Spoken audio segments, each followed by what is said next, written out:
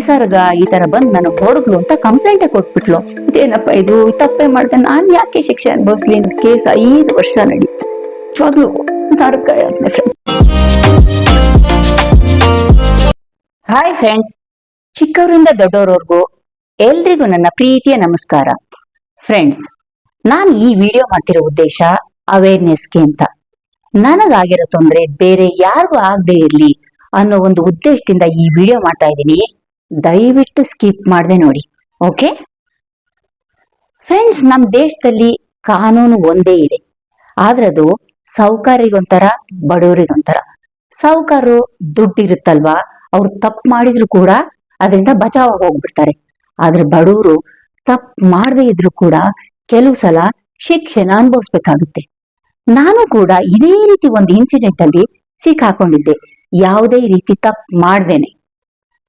ನಾವು middle class ಅವರು usually ನಮ್ಗೆ ಬಾಡಿಗೆ ಕಟ್ಟಕ್ಕಾಗಲ್ಲ ಅಂತ ಲೀಸ್ಗೆ ಮನೆಗೆ ಹೋಗ್ತೀವಿ. ನಾನು ಕೂಡ ಒಂದ್ ಏರಿಯಾಗೆ ಲೀಸ್ಗೆ ಅಂತ ಮನೆಗೆ ಹೋಗಿದ್ದೆ. ಅದು ಒಂದು 4-5 ವರ್ಷದ ಹಿಂದೆ. ಯಾವ ಏರಿಯಾ, ಓನರ್ ಹೆಸರು ಏನು ಹೇಳಲ್ಲ ನಾನು, ಓಕೆ. ಅಲ್ಲಿ 3 ಫ್ಲೋರ್ ಇತ್ತು, ಗ್ರೌಂಡ್, ಫಸ್ಟ್ ಮತ್ತೆ ಸೆಕೆಂಡ್. ನಾವು ಹೋದಾಗ ಫಸ್ಟ್ ಫ್ಲೋರ್ ಅಲ್ಲಿ ಓನರ್ ಮಗಳಿದ್ಲು. ನಾವು ಯೂಶಲಿ ಫಸ್ಟ್ ಫ್ಲೋರ್ ನ ಪ್ರಿಫರ್ ಮಾಡ್ತೀವಿ, ಅಲ್ಲಿ ಗಾಳಿ ಬೆಳಕಿರುತ್ತೆ, ಇನ್ನೊಂದು ಸೇಫ್ಟಿ ಸೈಡ್ ಅಂತ. ಓನರ್ ಮಗಳಿಗೆ ಕೇಳಿದ್ವು ನಾವು, ಈ ಫ್ಲೋರ್ ಬೇಕು ನಮ್ಗೆ ಅಂತ. ಅವ್ರು ಖಾಲಿ ಮಾಡ್ಬಿಟ್ಟು ಅವ್ರು ಸೆಕೆಂಡ್ ಫ್ಲೋರ್ ಹೋದ್ರು. ಅದಾದ ಕೆಲವೇ ದಿನಕ್ಕೆ ಗ್ರೌಂಡ್ ಫ್ಲೋರ್ಗೂ ಯಾರೋ ಬಂದ್ರು. ಇದಾದ ಸ್ವಲ್ಪ ದಿನಕ್ಕೆ ಓನರ್ ಮಗಳು ನಾನ್ ಮನೆ ಕಟ್ಟಿದೀನಿ ಅಂತ ಆ ಮೇಲಿನ ಮನೆನ ಖಾಲಿ ಮಾಡ್ಕೊಂಡು ಹೋದ್ರು. ಅವಳು ಹೋಗಿ ಒಂದು 2 ವಾರಕ್ಕೆ ಒಂದು ಲೇಡಿ, ನಾನು ಬ್ಯಾಂಕ್ ಮ್ಯಾನೇಜರು ಅಂತ ಆ ಮನೆಗ್ ಬಂದ್ರು. ಯಾವ ಬ್ಯಾಂಕ್ ಅಂತ ನಾನು ಹೇಳಲ್ಲ. ಬಂದ್ಬಿಟ್ಟು ಹೇಳಿದ್ರು, ಈ ಮನೆ ಮೇಲೆ ಲೋನ್ ಇದೆ, ಅವರು ಲೋನ್ ಅಮೌಂಟ್ ನ ಕಟ್ತಾ ಇಲ್ಲ, ನಿಮಗ್ ತೊಂದರೆ ಆಗುತ್ತೆ ಅಂತ. ನಮಗ್ ಶಾಕ್ ಆಯ್ತು, ಇದೇನಪ್ಪ ಇದು. ಆಕ್ಚುಲಿ ಓನರ್ ಹೇಳಿದ್ರು, ಈ ಮನೆ ಮೇಲೆ ಲೋನ್ ತಗೊಂಡಿದೀವಿ, ಅದಕ್ಕೋಸ್ಕರ ನಿಮ್ಗೆ ಲೀಸಿಗೆ ಕೊಡ್ತಾ ಇದೀವಿ ಅಂತ. ಆದ್ರೆ ಅವ್ರು ಹೇಳಿದ್ದು ಬೇರೆ ಬ್ಯಾಂಕ್. ಇದೇನಿದು, ಇವ್ರು ಈ ಬ್ಯಾಂಕ್ನವ್ರು ಹಿಂಗ್ ಬಂದ್ ಹೇಳ್ತಾ ಇದಾರಲ್ಲ ಅಂತ ನಾವು ಓನರ್ ಹತ್ರ ಹೋಗಿ ಕೇಳಿದ್ವು. ಅವ್ರು ಹೇಳಿದ್ರು, ಇಲ್ಲ ನಾವು ಒಂದೇ ಬ್ಯಾಂಕಿಂದ ಲೋನ್ ತಗೊಂಡಿರೋದು, ತಲೆ ಕೆಡ್ಸ್ಕೊಬೇಡಿ, ಆರಾಮಾಗಿರಿ ಅಂತ. ಆದ್ರೆ ಆ ಬ್ಯಾಂಕ್ ಮ್ಯಾನೇಜರು ಬಂದು ಪದೇ ಪದೇ ಮನೆಗೆ ಬರ್ತಾ ಇದ್ರು. ನೋಡಿ, ನಿಮ್ಗೆ ತೊಂದರೆ ಆಗ್ಬೋದು ಆಯ್ತಾ, ನಾಳೆ ನಿಮ್ ಸಾಮಾನೆಲ್ಲ ಎತ್ತು ನಾವು ಹೊರಗಡೆ ಹಾಕ್ಬೋದು, ದಯವಿಟ್ಟು ನೀವು ಈಗ್ಲೇ ಹುಷಾರಾಗಿದ್ರು ಒಳ್ಳೇದು, ಅವ್ರ ಹತ್ರ ಹೋಗಿ ನಿಮ್ಮ ಅಮೌಂಟ್ ನ ನೀವ್ ಇಸ್ಕೊಳ್ಳಿ ಅಂತ. ನಮ್ಗೆ ಶಾಕ್ ಆಯ್ತು, ಇದೇನಿದು ಈ ತರ ಹೇಳ್ತಿದ್ದಾರೆ ನಮ್ಗೆ. ಯಾಕೆಂದ್ರೆ ಈ ಮೋಸ, ವಂಚನೆ ಇದೆಲ್ಲ ಯಾವುದು ಗೊತ್ತಿಲ್ಲ ಫ್ರೆಂಡ್ಸ್. ನಿಜವಾಗ್ಲು ನಾವ್ ಆ ತರ ಬೆಳೆದವರು. ನಮ್ಗೆ ಇದಾಯ್ತು. ಮತ್ತೆ ಓನರ್ ಹತ್ರ ಹೋಗಿ ಕೇಳಿದ್ರು, ಏನ್ ಮೇಡಮ್ ಹೀಗೆ ಹೇಳ್ತಾ ಇದಾರಲ್ಲ, ಬ್ಯಾಂಕ್ ಮ್ಯಾನೇಜರ್ ಪದೇ ಪದೇ ನಮ್ ಮನೆಗ್ ಬಂದು ತೊಂದರೆ ಕೊಡ್ತಾ ಇದಾರೆ ಅಂತ. ಇಲ್ಲ, ನೀವೇನು ತಲೆ ಕೆಡ್ಸ್ಕೊಬೇಡಿ, ಆರಾಮಾಗಿರಿ ಅಂತಾನೆ ಹೇಳ್ತಾ ಇದ್ರು. ಆಮೇಲೆ ಇನ್ನೊಂದು ಬ್ಯಾಂಕ್ನವ್ರು ಬಂದ್ರು, ನಾವು ಕೂಡ ಈ ಮನೆಗೆ ಲೋನ್ ಕೊಟ್ಟಿದೀವಿ ಅಂತ. ಅಪ್ಪ, ಇದೇನಪ್ಪ ಇದು, ಈ ತರ ತೊಂದರೆ ಆಯ್ತಲ್ಲ.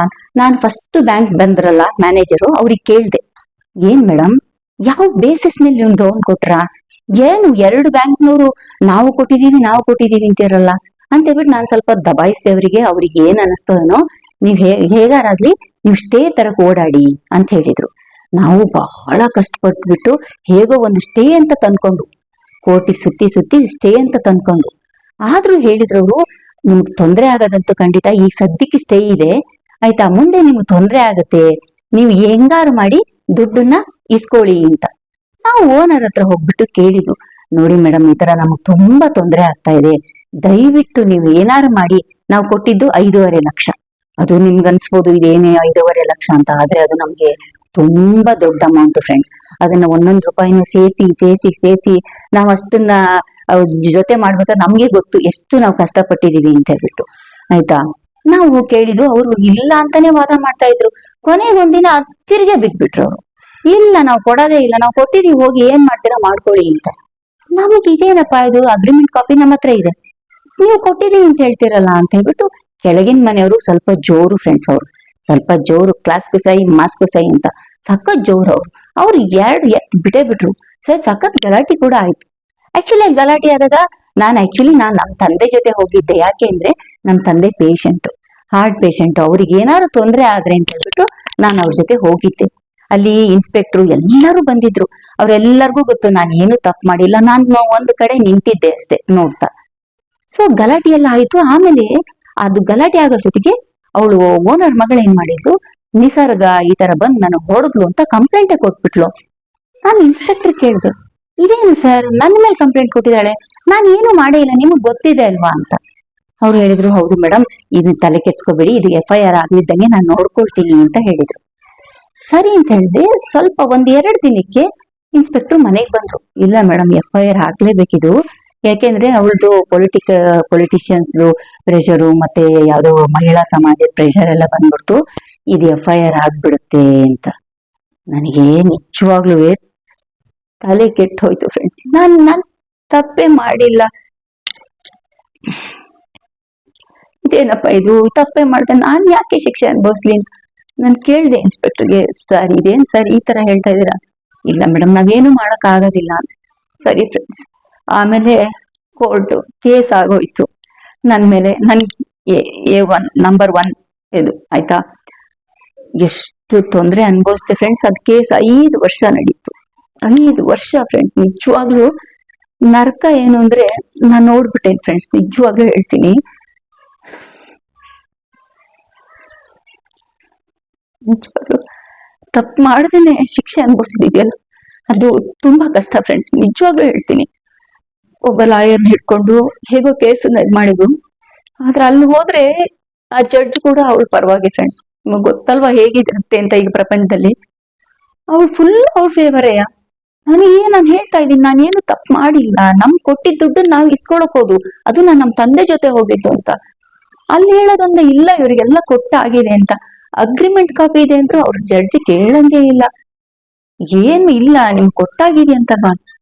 ದೇವ್ರಿಗೆ ಏನಿದು, ಅವಳು ಒಂದೇ ಒಂದು ನಿಸರ್ಗಕ್ಕೆ ಶಿಕ್ಷೆ ಆಗ್ಬೇಕು, ಅವಳನ್ನ ನಾನು ಜೈಲಿಗೆ ಕಳಿಸ್ಬೇಕು ಅಂತ. ಇದೇನಿದು, ನಾನ್ ಏನು ತಪ್ಪು ಮಾಡ್ದೇನೆ, ಸುಮ್ನೆ ಹೋಗ ಅವ್ರ ಜೊತೆ ನಮ್ ತಂದೆ ಜೊತೆ ಹೋಗಿದ್ದಕ್ಕೆ ಈ ತರ ಎಲ್ಲ ಶಿಕ್ಷೆ ಅನ್ಭವಿಸ್ತಾ ಇದೀನಿಲ್ಲ ಅಂತ ನನಗೆ ತುಂಬಾನೇ ನೋವಾಯ್ತು ಫ್ರೆಂಡ್ಸ್. ಏನ್ ಮಾಡಕ್ ತಲೆ ಕೆಟ್ಟೋಯ್ತು. ಎಷ್ಟು ಬೇಜಾರಾಗ್ತಿತ್ತು ಅಂದ್ರೆ, ಬೆಳಿಗ್ಗೆ ಹೋಗಿ ಸಾಯಂಕಾಲ ತನಕ ಕೂತ್ಕೊಳ್ತಿದ್ದೆ ಅಲ್ಲಿ ಕೋರ್ಟಲ್ಲಿ. ಅಲ್ಲಿ ಗೊತ್ತಲ್ವಾ ಎಲ್ಲ ಯಾವ್ಯಾವ ತರ ಜನ ಬಂದಿರ್ತಾರೆ ಅಂತ. ಅವ್ರ ಮಧ್ಯದಲ್ಲಿ ಹೋಗಿ ಕೂತ್ಕೊಳ್ಳೋದಿದೆಯಲ್ಲ, ಅದು ನಿಜವಾಗ್ಲೂ ನರಕ ಫ್ರೆಂಡ್ಸ್. ನಿಜವಾಗ್ಲೂ ಹೇಳ್ತೀನಿ.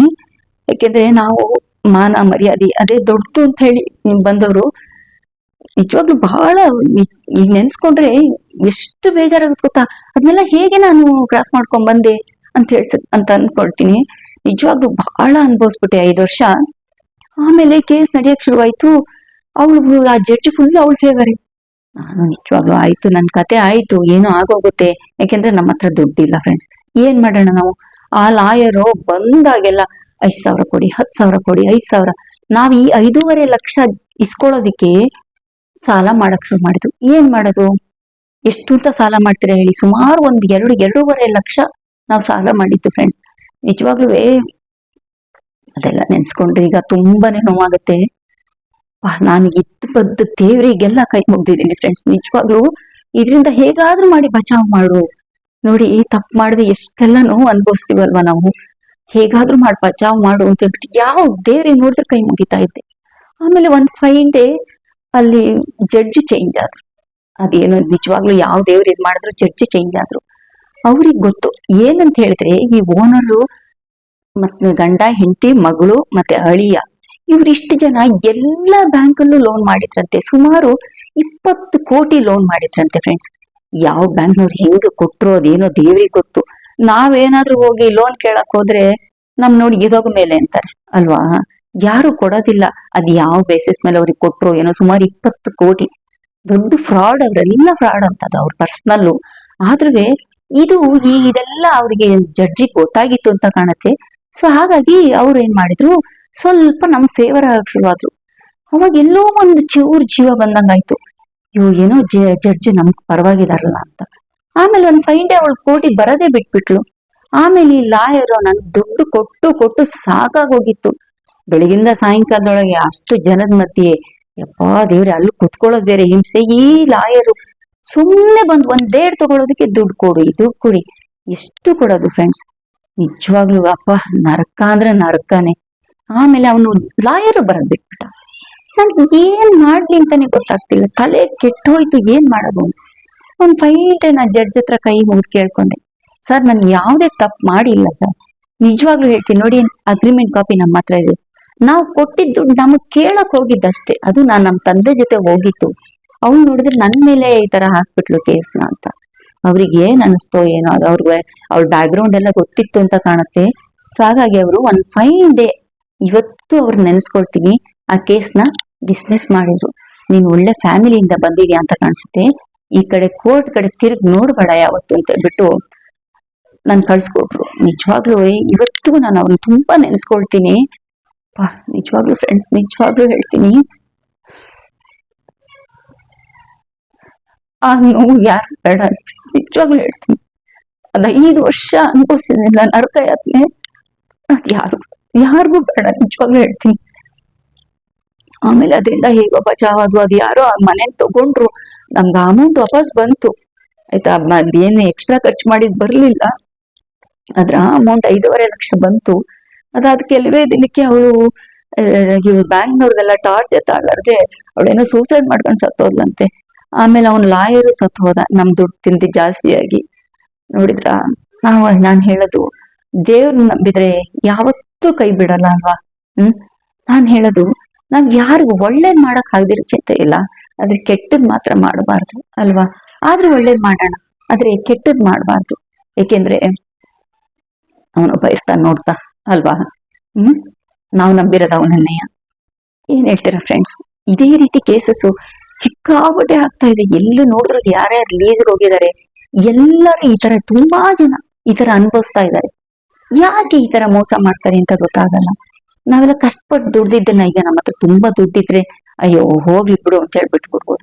ನಾವು 1 ರೂಪಾಯಿನೂ ಸೇರಿಸಿ ಈ ತರ ಕಷ್ಟಪಟ್ಟು ಇಟ್ಕೊಂಡಿರ್ತೀವಿ. ಈ ತರ ಎಲ್ಲ ಆಗೋಗ್ಬಿಟ್ರೆ ಏನ್ ಮಾಡೋದು ಅಲ್ವಾ. ದಯವಿಟ್ಟು ಲೀಸ್ಗೆ ಹೋಗೋರು ತುಂಬಾ ಕೇರ್ಫುಲ್ ಆಗಿ ಮನೆಗೆ ಹೋಗಿ. ಈ ತರ ಸಾಕಷ್ಟು ಇನ್ಸಿಡೆಂಟ್ ಈಗ ನಡೀತಾ ಇದೆ, ದಿನಾ ಟಿವಿನಲ್ಲಿ ನಾವು ನೋಡ್ತಾನೆ ಇರ್ತೀವಿ. ದಯವಿಟ್ಟು ಫ್ರೆಂಡ್ಸ್, ಲೀಸ್ಗೆ ಹೋಗೋರು ಮಾತ್ರ ತುಂಬಾನೇ ಕೇರ್ಫುಲ್ ಆಗಿ. ಅದನ್ನೇ ನಾನು ನಿಮ್ಗೆ ಕೇಳ್ಕೊಳ್ಳೋದು. ಈ ವಿಡಿಯೋ ಏನ್ ಅನಿಸ್ತು ನಿಮ್ಗೆ?